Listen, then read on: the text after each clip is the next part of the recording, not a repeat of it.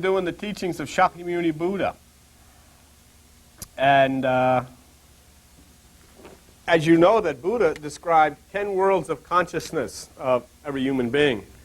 And let me just look back so I don't make any mistakes in getting them. The 10 worlds are hell, hunger, the animal, anger, tranquility, rapture, learning, realization, bodhisattva, and Buddhahood. And we've gone through hell and hunger. It's interesting that we started with hell, which is the lowest, of course. And what did Buddha say hell is? Hell is the concentration that you make on your own perceived agony. That's hell. Isn't that interesting that he described that, 4,000 years ago, and we still haven't caught on. We still honestly believe there's a place, a ditch somewhere, where this beautiful God called love has created for all of you people that ate meat on Fridays. I'm going to stick you in this hole and stick you with pins and everything and light you on fire. And we're the modern group of people. They're all pagans, you know. This guy tried to tell us 4,000 years ago, it's not that fakakta already, it's your head. It's right between your ears is where hell is. See, so he said that's the part that hurts us the most. Then the last time, 2 weeks ago, the second one was hunger, which is the world of desire. The world of desire. And he said that is right up from hell. The two equate each other. The two are so close. And then today he brings us to the third world, which is the world of the animal.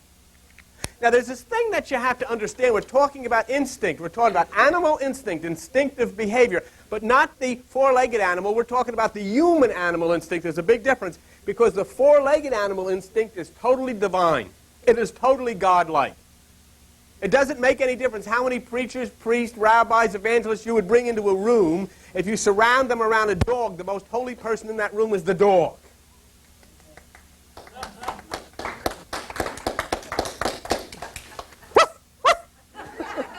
I mean, maybe I'll talk that way.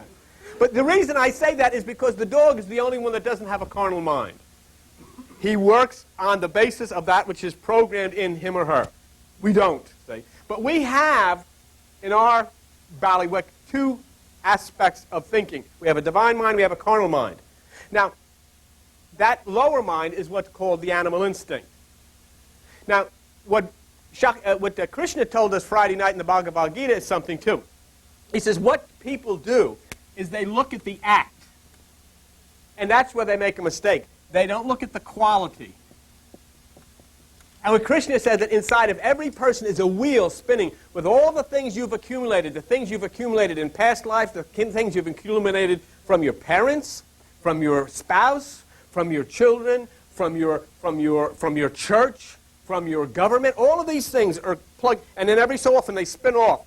And they cause you to do the things that you do. It's not that you do them, you act out these things which are programmed into you. And maybe the place that you work has programmed into you, and then these things will spin off and they'll act themselves out. That you just act out what's going on inside of you. And see, that's biblical, totally biblical, because Jesus Christ said, of my own self I can do nothing. It's the Father within me does the work. That's the divine quality. The Apostle Paul says, it's not me that's screwing up, it's the sin that's in me. That's the lower. So that's the quality that does it. So you can't really change yourself. You may change yourself when you come here. You got Bibles and you sing songs and you look, pretty religious. Not bad. But when you get out of here, what happens then? Exactly. The real you comes out in all of its glory because it doesn't make any difference what anybody says. What does Krishna say? No, you can't change the inner quality. You got to kill it. That's what the crucifixion is about. So here then, we're talking about that act that Buddha's going to talk to you about this morning. That is the animal nature. See? Desires dominate us in the world of hunger, which is that second world. In the animal world, you're controlled by your physical instincts. And let's take a look at what they are. Because what these instincts allow you to do is to operate within your environment. Now remember, what you're hearing today are instructions and teachings made by a man that religion has warned you to stay away from. A man who lived and worked about 1,000 years before Jesus Christ was born. Okay. And so he taught about the 10 worlds, the 10 aspects of the human mind, and why we get into miserable conditions, and why we have so much trouble. But what about the instinct? The fear instinct warns us of danger. Did you ever get into a situation where nothing has happened, but you just feel like something's going to happen?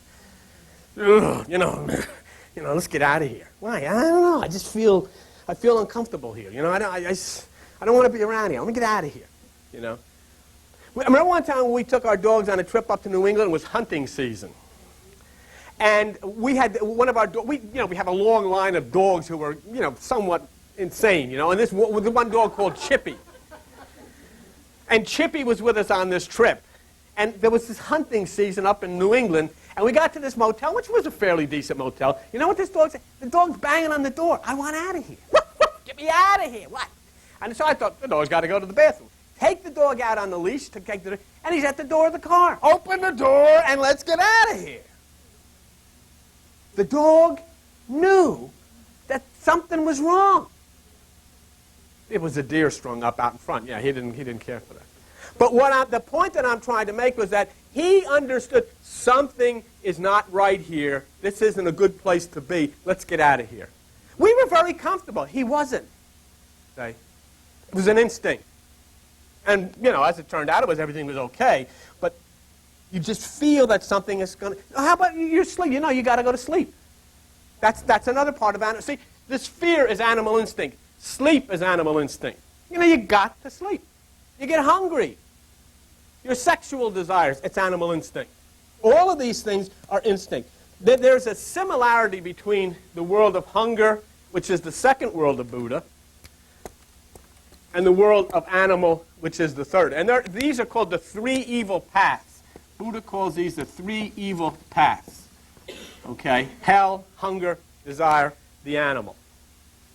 The things that make them different, say, the desires which are animal are distinguished from the desires which are hunger in that these desires here are something you want.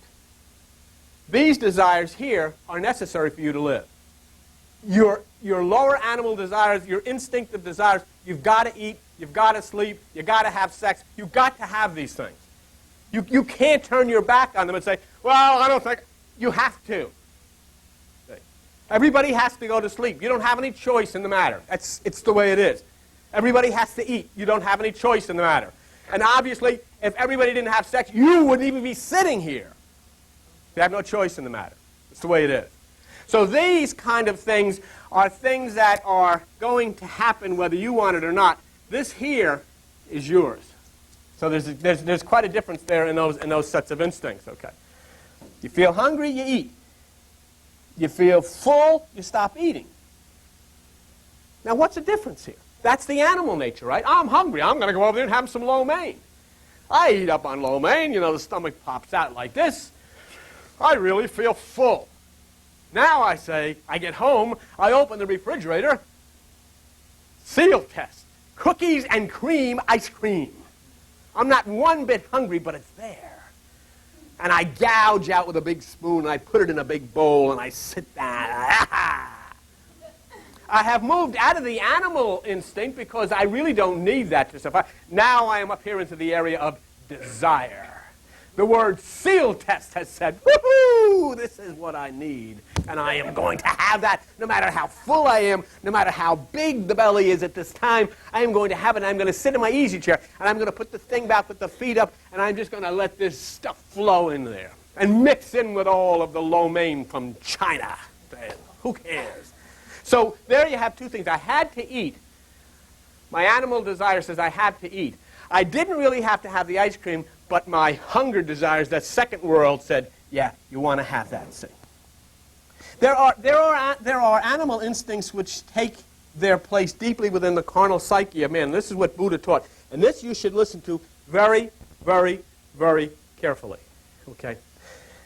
And this is where the animal instinct in other people and the animal instinct in yourself comes to bear. The nature of the beast is to be a threat to the weak and fear the strong. You ought to write that down. The nature of the beast, this is what Buddha taught, is to be a threat to the weak and fear the strong. That's what an animal will do. An animal will do that. You get a tiger will walk up to a gazelle, pop it right on the neck. It's over. I am the king of beasts. Turns around and sees an elephant standing there and says, put it in B for boogie and adios. Boom, he's gone. You see what I'm saying? You can strut around and strut your stuff until a bigger and stronger strutter comes on the scene. And then you put your tail between your legs and out the side door you go. That's animal. And that's what Buddha compared. He compared the animal kingdom, and as we act out the aspects of the animal kingdom within ourselves. But think of that. The nature of the beast is to be a threat to the weak and fear the strong. Think of that, whether it be an individual, whether it be a group, whether it be a church. See, that the problem is submitting ourselves to a higher authority that we fear. And that's wonderful. We come to church. Oh, we love the Lord. Why do we love the Lord?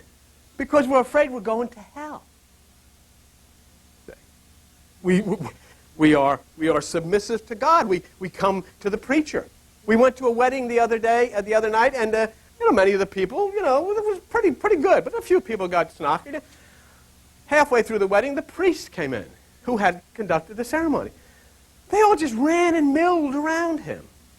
There he is. He carries with him this prestigious thing, say. But at the same time, you can see people sitting in the corner with people.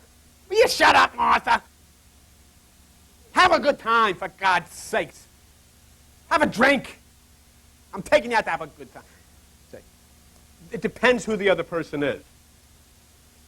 And Buddha saw this as a real problem, and Jesus Christ also saw it as a real problem of the nature that is the source of most of our trouble. And when I get to a particular point that I'm going to share with you today, you'll know why it's such a problem, and you'll know why you get hurt, and you know how you hurt other people. And we all do. In Matthew 18, on page 19 of the New Testament, we'll have a little bit of Bible and a little bit later, but not too much. Matthew 18. And I'm not going to read the whole thing. But if you get to Matthew 18, there's a parable there that goes on at verse 23. And I said it's on page 19 of the New Testament. Okay? The kingdom of heaven is like a certain king, 23. And one was brought unto him which owed him 10,000 talents. That's about 53 grand. But in verse 25 it says his Lord commanded him to be sold and his wife. And in verse 26 it says the servant fell down and said, "Oh, have patience with me." The Lord said, "Okay." He was moved with compassion in 27. But in 28 it says that same servant went out and found one of his fellow servants that owed him something, and he put his hands around his neck and said, "Hey, you're going to pay me this or I'm going to beat your head in." See? And basically that's what we're talking about. The servant feared the king and submitted in humility, but his fellow had no compassion on the other one. That's what Buddha's talking about. The lion will take the gazelle around the neck.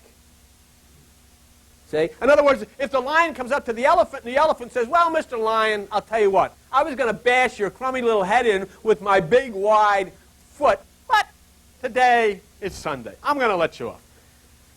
So the lion struggles. But what does the lion do? Does he go up to the little gazelle and say, "Oh, you're so pretty today, and since today's Sunday"? No! The lion puts one right around his neck, and down comes the gazelle.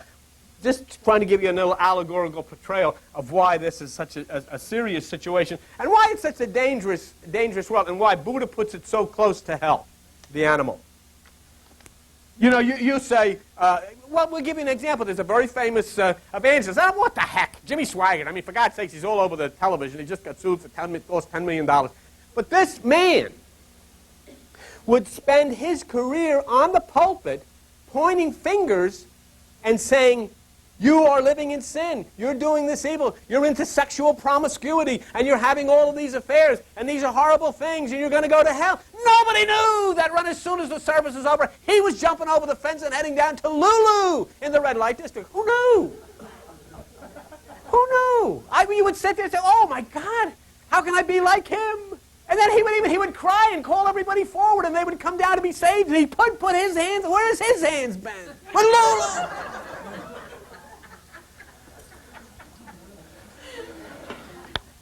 You laugh, but it's true, see?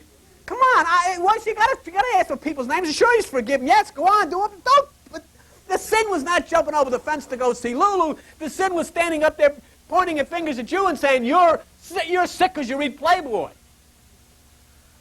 You see, that's the sin, and you got to stop it. If you don't identify and say, "Hey, look, stop that, man. Just stop that." Nobody cares. If you want to go out with Lulu, go out with Lulu. but don't stand up there and point fingers at other people and make them feel guilty.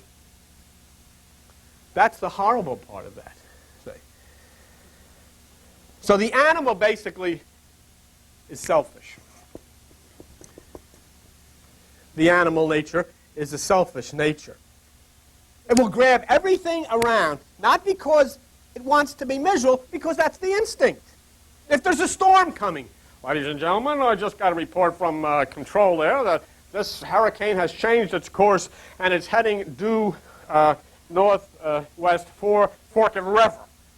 People are asked to stay in their house and make sure they have enough provisions. Go to the store. They'll kill you. What do you mean? That's my lantern. Give me that lantern. That's the last lantern. And they'll kill each other because they've got to have this. Because this. What about at Christmas time? They'll wait out in front of, because they want to help you. So they want to give you a gift. So you should have nice pantyhose. So your friend will wait, and then they'll charge. They'll open the door, and they'll charge, and they'll beat each other to a pulp getting to the counter. And one lady's got one leg of the pantyhose, the other lady's got the other leg of the pantyhose, and they'll pull them apart. And then they'll come to you and say, oh, God, thank you so much for this beautiful gift. The animal instinct fights over everything, grabs everything, because that's the way it is. Watch groups or religious groups and organizations that they do the same thing. They'll work as hard as they can to benefit a member, but once you leave that, you're out. You don't know. I mean, I've been in churches where I had access to television equipment. And Joan and I were perceived as, we were taken to lunch, taken to dinner, everything, right? Because I had the television. All of a sudden, I didn't have the television. There was nothing anymore. There was no, where was this love? Where did all this love gone? It was gone. But because it's only as long as you can help that person is it important. But you've got to understand something.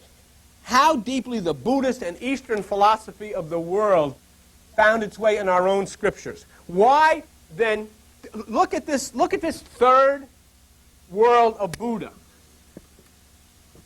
Animal.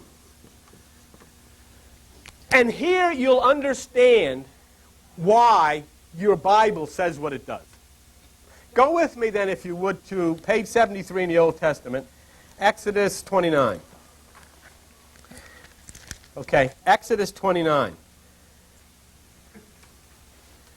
Page 73 in the Old Testament, in those little Bibles. Exodus 29. Now go to verse 11.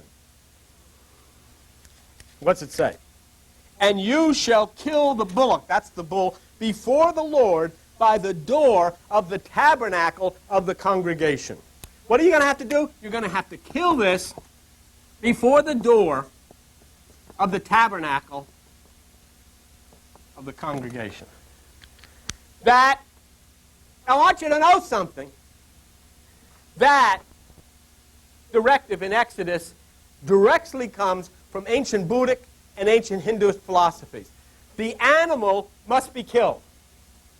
See? Now watch this. The animal must be slain at the door. You can't take it into the temple. It can be slain at the door of the temple. Okay? Now, let's go here to page 483 in your Old Testament, the book of Psalms. 483 in those little Bibles, okay? And you're at Psalm 40. 483, page 483 in the little Bibles. And you're at Psalm 40. Let me show you something, okay? Here is David. Now, David wrote the Bible. I mean, he wrote a lot of the Psalms in the Bible. Okay, here's what David says. Psalm 40, verse 6. What does he say? Sacrifice and offering you did not desire. My ears have you opened. Burnt offering and sin offering have you not required. Suddenly, somebody in the Bible becomes enlightened. You don't need to kill real bulls. You don't need to kill real lambs. You don't need to kill real goats. My ears have you opened. Yet there are Christian evangelists who come on to television today to tell you that when they construct the new temple in Jerusalem, they're going to start sacrifice again. They have no conception of what this is about. Now, what did he just say? Okay? Burnt offering, you did not require this. Now, let's go and just pursue this a little bit further for me. Page 500, you're on 483, go to 579 in your Old Testament. and go to the book of Isaiah. Okay, Isaiah chapter 1. 579 in your old. Isaiah chapter 1. Now go to verse with me, if you would, verse 11. And this is what quote, God says to Isaiah. To what purpose is the multitude of your sacrifices, says the Lord? I am full of the burnt offerings of rams and fat beasts, and I delight not in the blood of bulls or of lambs or goats. And look what he says in verse 12. When you come to appear before me, who has required this at your hand to tread my... In other words, this is what God is saying. Who the heck told you to kill animals? Who told you this? Do you think you're going to get off the hook because you're going to kill a goat? You're going to act like a scuzzball all your life and you're going to get off the hook because you're going to slit a bull's throat? Huh? This is what the Bible... Who told you to do this? Interesting. And now just real quickly, and we're done with this part. Go back with me to the book of Psalms, page 489 in the Old Testament, Psalm 51. Okay? Psalm 51. Now, look here. This is the animal nature that Buddha is describing to you today, which is the third from hell, or the second from hell. And he said it's probably one of the most serious and devastating areas in your mind. Okay? Now look what it says in Psalm 51, verse 16. You desire not sacrifice, or I would give it. You do not delight in burnt offerings. Okay? Verse 17. The sacrifices of God are a broken spirit, a broken and contrite heart. That's your meditation. Breaking down that which are the thoughts of the mind. Killing, sacrificing the animal within you. And then you're in Psalm 51, verse 16. Go to Psalm 51, verse 6. And look what it says. This is really the sacrifice that the Bible is talking about. This is what Buddha is talking about. Behold, you desire truth in the inward part, and in the hidden part you shall make me to know wisdom. Has anybody ever showed you that before? But what did they do? They went out and they killed bulls and goats and lambs and rams, and this is exactly contrary to what they were told to do. They never did this in Buddhic.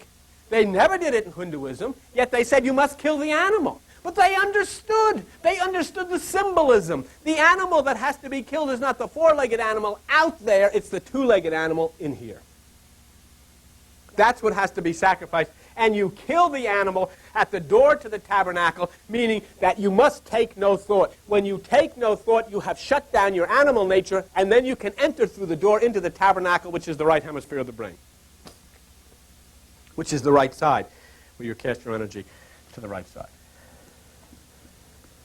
See, the Buddhists knew. They knew what this meant. They knew what Buddha was talking about when he said about the animal, what nature was so close to hell. They knew what he meant.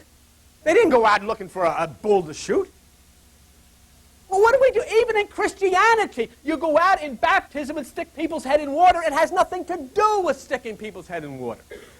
Circumcision, they cut away the flesh. It has nothing to do with that. Laying hands on people has nothing to do with touching people with your hands.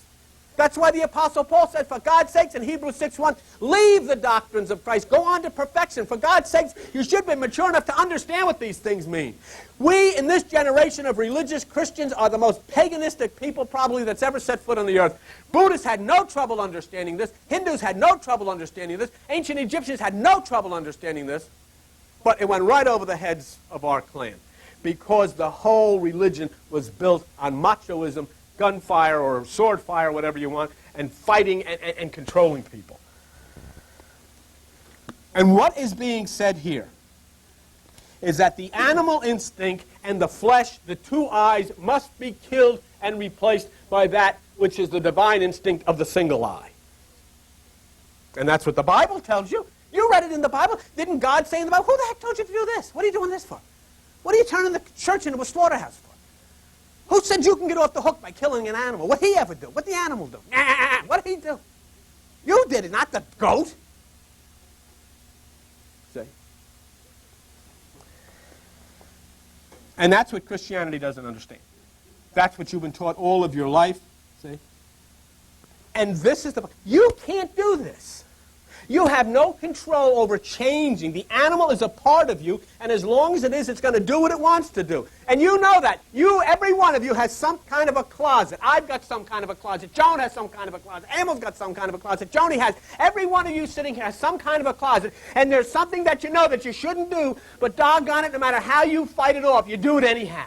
It gets to that point, and you said you give it up for 2 days, you gave it up for 3 days, but now it comes doing number 4. You did it anyhow. Because it can't be changed. It cannot be changed. You say, well, what I was talking about before, the action, we concentrate on the action. Oh, this was done, that's horrible. But there are times when we say, no, it's not horrible. There are times when you go to court, the judge looks down, the jury gets up, and the jury says, Your Honor, we, the ladies and gentlemen of the jury, find the defendant not guilty by reason of insanity.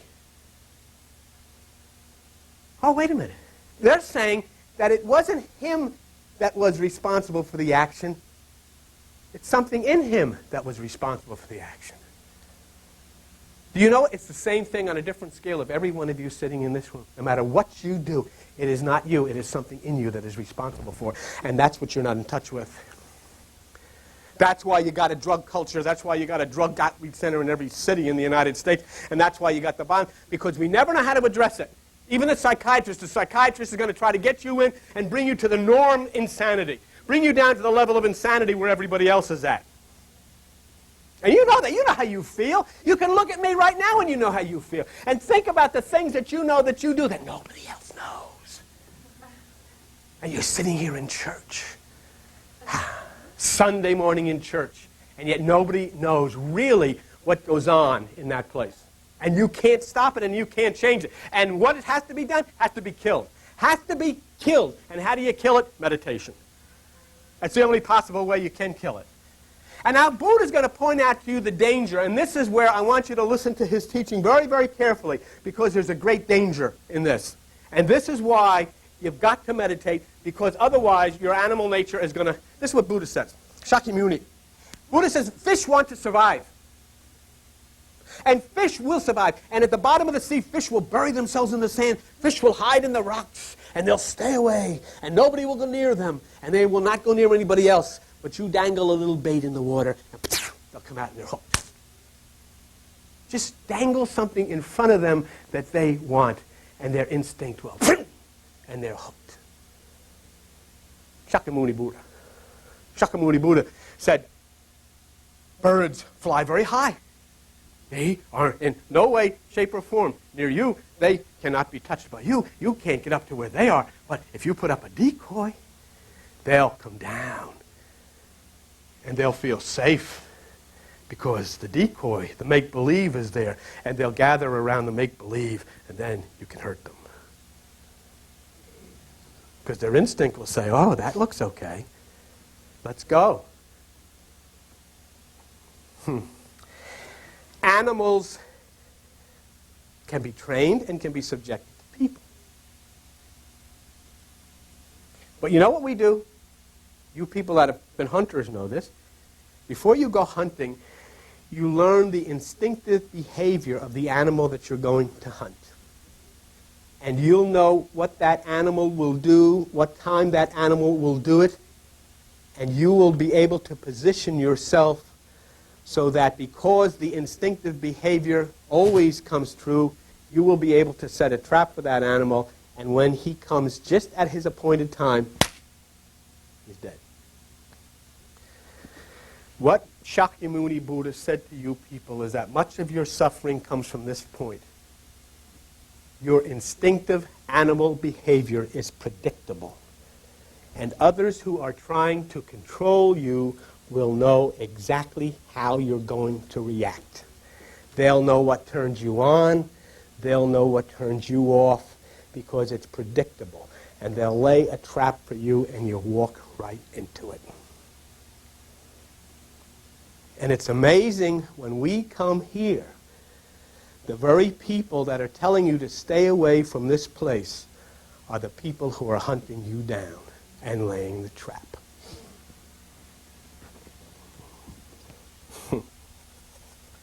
Instinctive behavior, animal behavior is predictable behavior, And you cannot do a thing about it, because I can tell you, I know many of you, and you know me, and many of you know what turns me on, what turns me off, and you can use it, and I can do the same. All the time. And I'll tell you something, I've seen businesses practically change hands, $100,000 worth of businesses change hands for a lunch, because you know how to turn somebody on. Get somebody at a lunch, across the table, tell them some nice things, bang, you got him. You can do the same thing. You can do the same thing, and religion does the same thing all the time. They will tell you exactly what you want to hear. Don't worry about anything. It's not anything your fault. All you got to do is say these words and you're off the hook. Wow. Where do I sign? Sign me up. I'll say the words, I'm off the hook. You've just been caught in the trap. And you're pretty well done. Because now, once they catch the animal, what do? Put him in a cage. Stay here. We'll feed you. Don't go out. You can't go out on your own anymore. We don't want you. You stay right here. We'll feed you. We'll take care of you. But you're in a cage, and you're no longer free. To be dominated by the lower instinct makes you highly susceptible to the manipulation of others. Do you see why Buddha put it so close to hell? To be dominated by that animal instinct makes you highly subjected to be manipulated by others. And I'm telling you right now, looking at you, there's nothing you can do about it unless you meditate. And that meditation will kill that animal instinct and allow you to rise up into the upper room where you start to pick up the Christ instinct. And then, as many of you have gotten, you will stand here and you will thumb your nose at the system. Just as the people in Russia have been doing. You say, I don't really care what kind of guns you have. I don't care what kind of threats you have. I am not afraid of your hells. I am not afraid of your demons. I am not afraid of your guilt. I am not afraid of your money. I am not afraid of you. I am standing with Christ. He is within me. I am one with him. I am free. I have done what the dolphins have done. I have come up to the beach. I have sacrificed myself. But in my dying moment, I will thumb my nose at you because of what you have done to my children and their children, and what you have done to the glory of Jesus Christ, which you have defamed by coming against everything that he has said to set me free. And that's what Shakyamuni Buddha said, kill the animal. Once you come on Friday night, you'll find out that's what Krishna says. Krishna says your mind is a battlefield, and there's an army on this side, and there's an army on that side, and you can't change the army on the left side. He said, fight! Fight! Fight! Once you understand, fight! Not against somebody on the outside, against yourself. And kill that which is trying to bring you into the bondage of that system. Kill it! Kill it! Look at it, real quickly, and then we're done. Page 197 in the New Testament. And the rest of you go to the book of, it's called 2 Timothy, okay? 197 in the New Testament. 2 Timothy. Go to chapter 4. You want to see the snare I was talking about? You want to see the bait I was talking about? Watch this. 2 Timothy chapter 4, verse 3. The time will come when they will not endure sound doctrine, but after their own lust shall they heap to themselves teachers, having itching ears. Tell me what I want to hear. Tell me what I want to hear. Tell me that all I have to do is claim it, and I got it. Tell me. And they told them, and they did, and they didn't. Tell me that's all I have to do is walk down to a person who's sick or disabled and lay hands on them, and they'll be healed. And they did, and they did, and they didn't. They told them. They wrote books about it. They made millions. They told them, they even told them that their glorious God who is love and the Jesus Christ who is Prince of Peace are planning a nuclear holocaust called Armageddon, and they're going to blow up the world. Tell them about it. They love it. They buy the books by the millions. Every time Saddam Hussein goes to the bathroom, they write another book. This is it. This is it. This is it. But we bought it. You know it? You bought it. We have bought it. And they sit on television, billion-dollar people. And they have pumped fear, and they've pumped hate, and they've pumped separation, and we bought it. As Jesus put it, when the blind lead the blind, both fall into the ditch. Real quickly, page 585 in the Old Testament. Got two scriptures and then we're out of here. 585 in the Old Testament, the book of Isaiah. Isaiah chapter 9. Okay? Isaiah chapter 9, verse 15. You hear them come out, tell them, oh, I'm the prophet of the Lord. The Lord has given me this word. You hear it all the time. Isaiah chapter 9, verse 15. Look at it. The ancient and honorable, he is the head, and the prophet that teaches lies, he is the tail. You see it? You know what it means? He's a horse's ass. That's exactly what it's saying. That guy up there telling you what to do is a horse's ass. That's what the Bible said in a nice way. He's the tail. They don't say those things in church, about time they did. Look what it says. For the, what was it? Isaiah 9, verse 15. 16. For the leaders of this people cause them to err, and they that are led of them are destroyed. And they're destroyed by their own minds and the minds of these people. But they run to them. You know what happens after a while? You get an animal who's wild and free. Once you get an animal who's wild and free, you kind of put him in a cage. You start feeding him, he'll stay with you. He'll stay with you because he doesn't know where his next meal's coming from. I'll stay here. And if he does wander out for a while, he'll come back and he'll be at the back door. Meow. Let me in. I don't know where I'm going to get anything to eat. Before that, we have a cat, Prissy. Prissy, you know Prissy. Prissy used to go through every garbage can in Point Pleasant Beach when she was a kid. Man, she knew her way around. Every back alley, woo-hoo, she was out. Ain't nobody going to keep her. Ain't nobody going to hold Prissy down. We brought Prissy into the house, gave her a nice little place to lay on, gave her some good food, heated it up in the wintertime, cooled it down in the summertime. That cat was out in the backyard. She looked around. Ain't nothing out there for me. She's lost all of her independence. She's lost all of her freedom. She's lost all of her desire to be free. But that's a lesson for each one of you to learn. That's okay for Prissy. It's not okay for you. But that's exactly what's happened to people. They've been fed a bill of goods.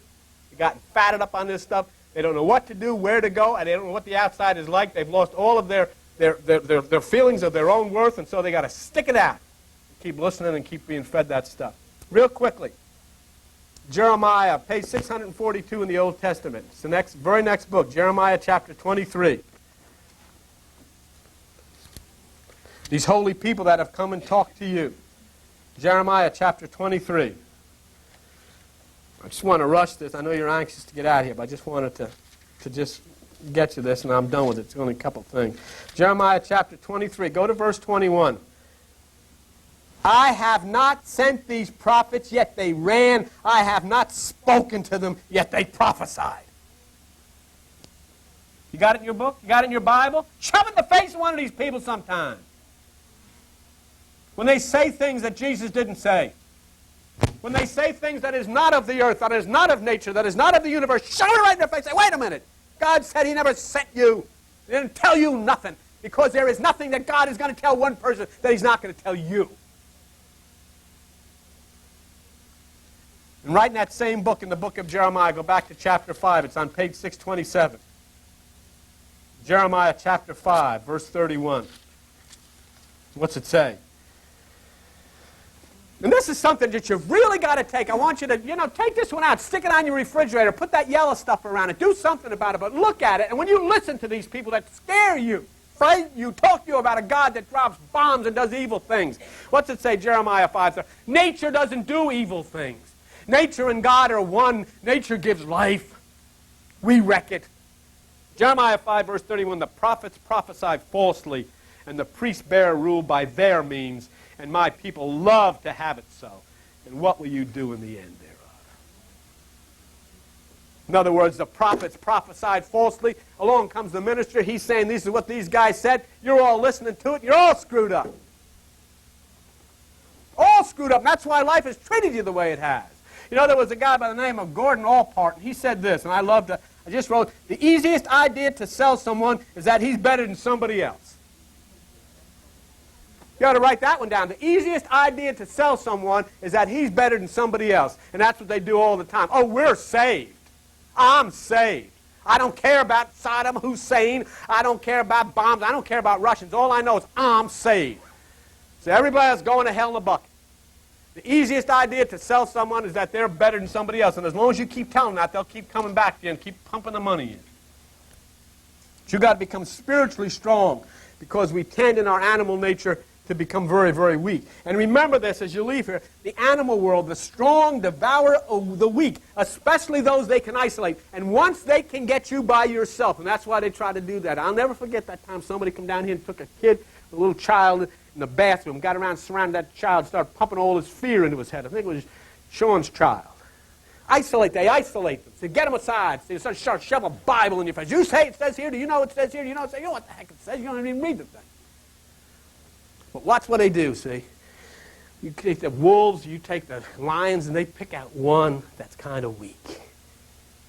One that doesn't know this miracle of Jesus Christ. One that doesn't know the miracle of Buddha. One that doesn't know the miracle of Krishna. One that doesn't know the miracle of meditation. One that doesn't know the miracle of that which is within them. One that doesn't know about this miracle of the New Age. And they take you out and they isolate you because you don't know. And then they pounce all over you and tear you to pieces. It's exactly what the animal does. Get you all by yourself. You can get anybody come out, shove a Bible in you, and they get you, call me on the phone. Tell them I'll talk to them.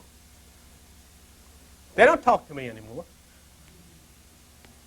They don't talk to me, and I'm not pushing anything, but they know doggone well I know this. There ain't nobody going to talk to me. Not one of them talked to me. Not one of them questioned me. You want to tell me I ever get anything? Some anonymous. They send me a tract in the mail, a born-again believer. That doesn't even get out of the post office. 3 worlds, hell, hunger, desire, the animal, are called the 3 evil paths because they easily lead one to the other. Watch this real quickly. You got a little money, but you don't have enough of the money to get the things you want. So you start desiring. I want this, I want that, I want the other thing. You've gone from hell, because you don't have anything, into that desire nature. So the frustration gets so bad, I can't get it any other way. Doggone it, I'm going to steal it. But I'm going to have it. The animal. You had hell because you didn't have it. You had hunger and desire. Now you want it. Now you got the animal. I'm going to take it. Here come the cops. There you're back in hell again. Bang, bang, bang, bang. Just like that. That's the pattern that goes on, and that's why the animal's got to be sacrificed. But it can only happen through meditation. In 2 weeks, we come back with Buddha. We'll go to the 4th stage. These are the 3 evil paths. We'll now go to the 4th world of consciousness, which is anger. And I hope that you begin to have a respect for this magnificent man of God, or of God himself, who came on the earth 4,000 years ago and taught us what life is about and why we suffer the way we do. All he lived for in his 82 years was to help people get out of suffering. And all we have done is make some kind of an evil cult out of him because of our ignorance and our desire to control each other. Thank you for sharing.